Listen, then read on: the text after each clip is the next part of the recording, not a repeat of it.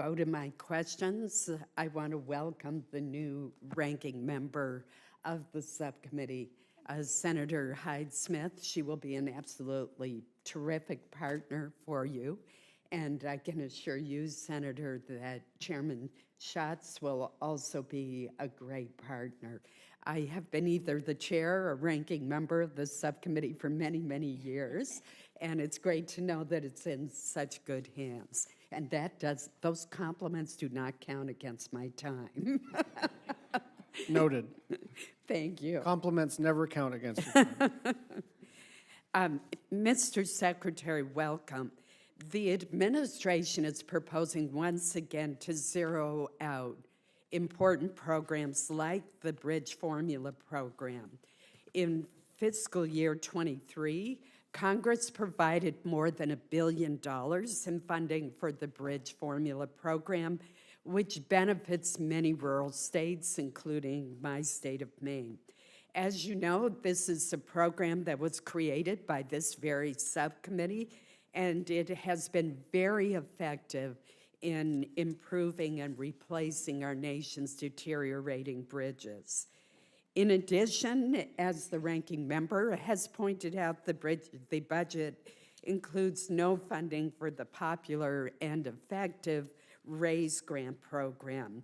This program, too, has been essential to roadway, bridge replacement, and port projects across the country, including in my state of Maine.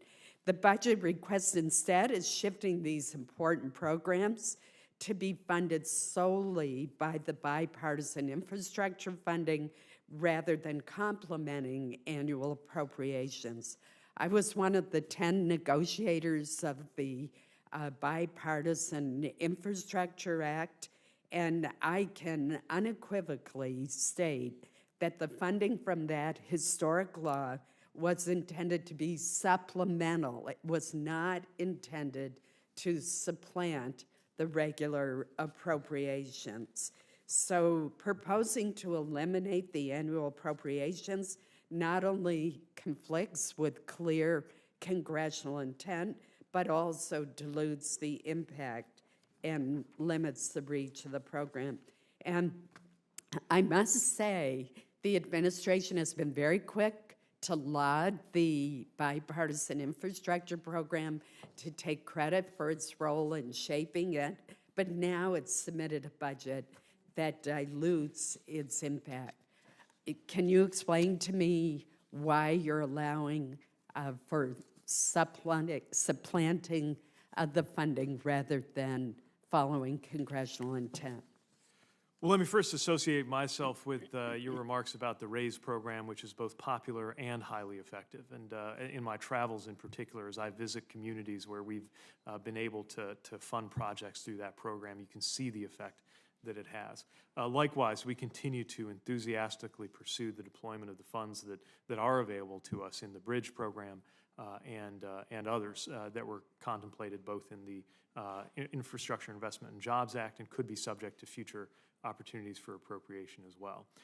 It's of course challenging in any budget to make sure that the top line conforms with the President's and the public's and the Congress's expectations about fiscal responsibility. We sought to strike that balance in the right way, ensuring that there are additional funds for projects, including in discretionary programs that we know are very sought after across the country. But you have my commitment that our department will continue, whether it's RAISE, the Bridge program, or others, to make the absolute most of the funding that we have by way of that advance appropriation and continue the dialogue about how to make sure that needs are met, balanced, of course, with the fiscal responsibility concerns that you all must balance in your appropriating role. Let me bring up another issue. I met this week with the state Maritime Academy presidents to talk about the state-of-the-art training vessels that we have been appropriating. They're technically called the National Security Multi-Mission Vessels. And this subcommittee worked really hard to replace them in order of age. We did one per year, and we've now funded all 5, with the first being scheduled to be delivered later this year. And Yet, the president's budget does not include funding to continue the support for the shoreside infrastructure improvements at our nation-state maritime academies that are necessary for berthing these newly constructed vessels.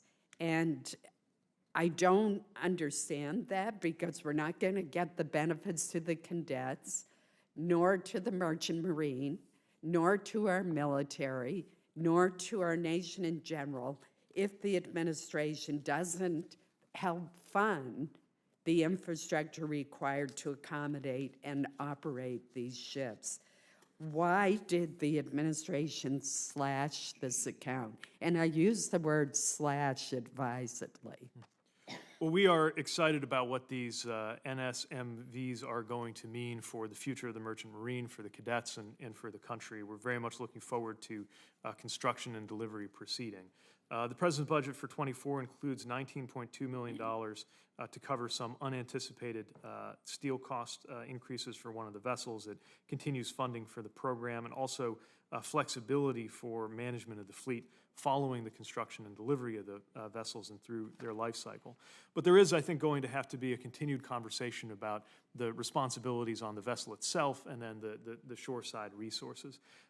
We provided notification last month of our intent to obligate fiscal '22 funds for some improvements that will be needed on the shore side. But I think we do need to continue that dialogue with the maritime academies so that there's clear, predictable, and responsible balance between what's provided by MARAD and what's provided at the academy level to make sure that there's appropriate shoreside support. Thank you, Mr. Chairman. I have many more questions, but I'd ask to submit them for the record. That's fine, and we're going to try to do a second round if the time permits. Senator Van Hollen.